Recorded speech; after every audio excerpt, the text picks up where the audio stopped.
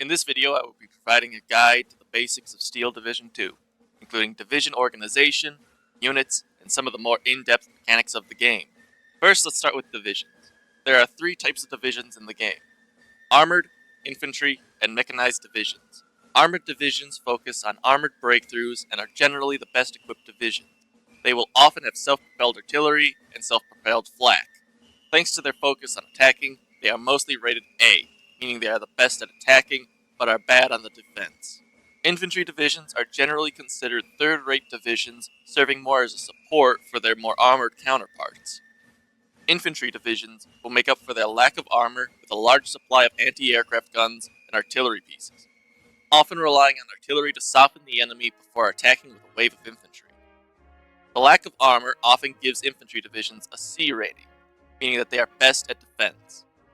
Lastly, mechanized divisions are a combination of the other two division types, often having well-equipped infantry transported in half-tracks and a few supporting tanks.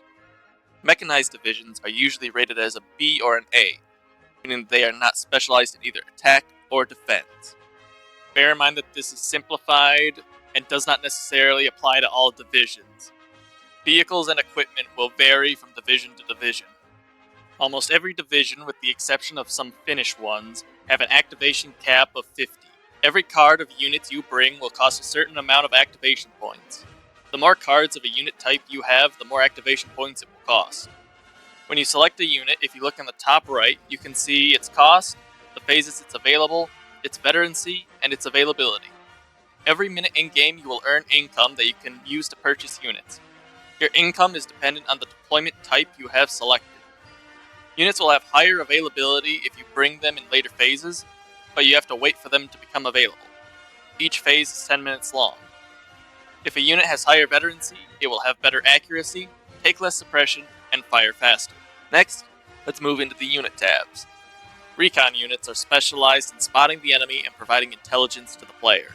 Recon units can best be broken down into the following categories: non-combat, combat, snipers, armored cars, and tanks. Non-combats are your two-man off-clouder or dozer teams, your light recon squads, your recon jeeps and motorcycles with radios. These are the recon units that will die if the enemy finds them, so you need to do your best to not get them spotted. Combat squads are the ones equipped with machine guns and TNT bundles. They should be near the front to help spot enemies and provide support to your regular troops. Snipers have a range of 1,000 meters, making them able to outrange an infantry squad's machine gun. This can be used to suppress enemy squads, or it can be used to harass enemy anti-tank guns defended by enemy infantry. Armored cars are used as support for regular troops. Their armament can vary from small 20mm autocannons to 75mm field guns, but they all generally serve the same purpose. Recon tanks are meant to push with armored attacks. Tanks have poor optics, making them vulnerable to hidden enemy units such as anti-tank guns or enemy tanks. The recon tank will provide better visibility for the rest of the tanks, making an armored attack more effective. Next, let's talk about infantry. Infantry are a more difficult type of unit to use in Steel Division. Different units will perform better in different situations. Although some squads can overlap in what they can do, infantry can best be divided into the following categories: light, medium, heavy, leader, and assault.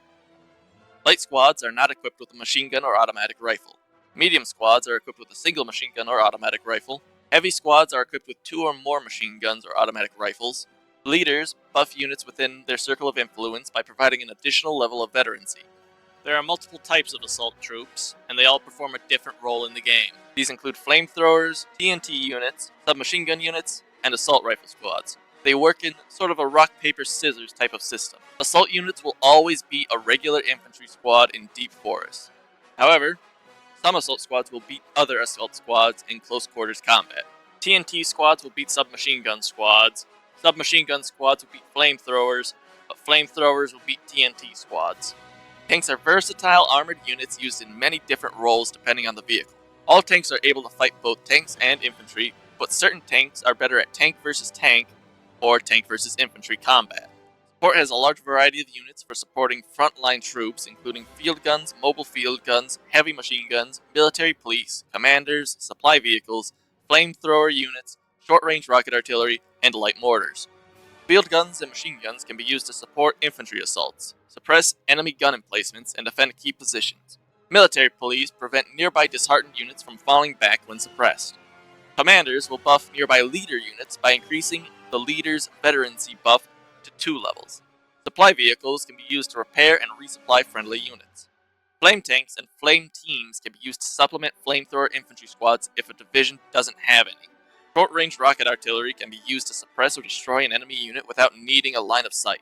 Light mortars are able to quickly aim and fire a burst of explosives at an enemy squad without needing a line of sight.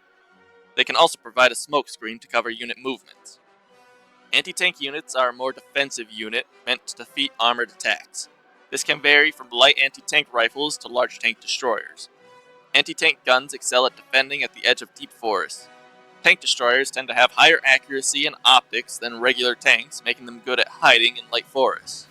Anti-air comes in 2 main variants: light anti-air meant to destroy low-altitude aircraft, and heavy dual-purpose anti-aircraft artillery meant to suppress high-altitude bombers as well as engage enemy tanks.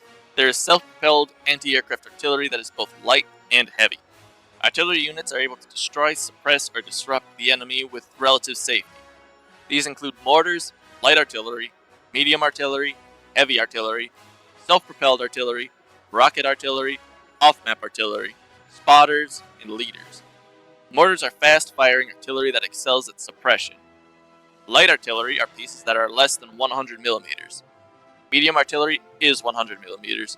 Heavy artillery is more than 100 millimeters. Self-propelled artillery comes in various sizes, but are able to quickly relocate by themselves without the aid of a supply vehicle or a transport vehicle. Rocket artillery is able to fire off a large burst of rockets in a very short amount of time. Off-map is artillery that can affect a large area, but has to be designated near the spotting vehicle. Spotters are equipped with radios that can be used by artillery that are also equipped with radios to increase their accuracy and decrease the amount of time it takes for them to aim. Leader units improve the veterancy of units near it as well as provide artillery with radios. Smaller tube artillery is better for suppressing areas with constant artillery barrages, while heavier artillery can deal devastating damage in only 1 to 2 shots. Rocket artillery can deal high damage and suppression to a large area at a high cost of supply. Once purchased, aircraft are reusable units. Bombers and attackers are able to destroy enemy ground targets with high explosive, napalm, or anti-tank weapons. Fighters intercept enemy aircraft and strafe targets, and recon can provide intelligence on enemy units that regular recon cannot see. Defenses include anti-tank bunkers, trenches, gun pits, and barbed wire that are only usable in the attack-defense game mode. Important to know gameplay mechanics. Very few units in the game are required to come in only one vehicle. It is possible to change the vehicle that troops arrive in. Normally, right-clicking will have your units move from point A to point B. In the bottom right corner, you can see Move Fast, Hunt, Fast Hunt, and Reverse. Move Fast will have your units move from point A to point B in the quickest way possible. This means by taking roads. Hunt. Your unit will move directly from point A to point B in a straight line, stopping to shoot at any enemies that come within any of its gun's ranges. Fast Hunt. Just like Move Fast, the unit will take roads to get to its designated location, but also like Hunt, it will stop to fire upon any enemy that is within its gun's ranges.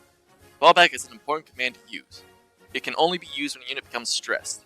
Stressed units have reduced accuracy. Units with the Dishearten trait, as well as other tanks and vehicles, will automatically fall back once fully stressed. Suppressed units cannot fire back and will surrender if within 100 meters of an enemy, with the exception of enemy recon units. Fallback can be used by troops to avoid most of the damage from a TNT bundle. When selecting artillery pieces with the exception of mortars, there is an option in the bottom right to counter battery. The artillery will automatically return fire on any enemy artillery that is spotted or begins firing. Mortars cannot be counter battery. Smoke artillery can be used to block line of sight with enemy units, allowing your troops to relocate in open fields, or for your tanks to rush an enemy tank. Some units, such as squad leaders and spotters, are equipped with smoke grenades that can be used to withdraw the unit should they come under attack. If you see a building or a forest line that you know there's an enemy squad in or an anti-tank gun, you can use the fire at a position command with heavier support guns to attempt to suppress the enemy units that are either inside the building or on the edge of the forest. So that way, when you send in your actual troops, the enemy is already suppressed. If you think the enemy is going to attack in a certain position, and you want to be able to suppress them with your artillery without having to wait for it to aim, what you can do is order artillery to fire at a certain location, and then click the return fire button. This will prevent them from firing once they are ready to shoot. Then, once the enemy attacks, you click the button again, and the artillery will begin firing.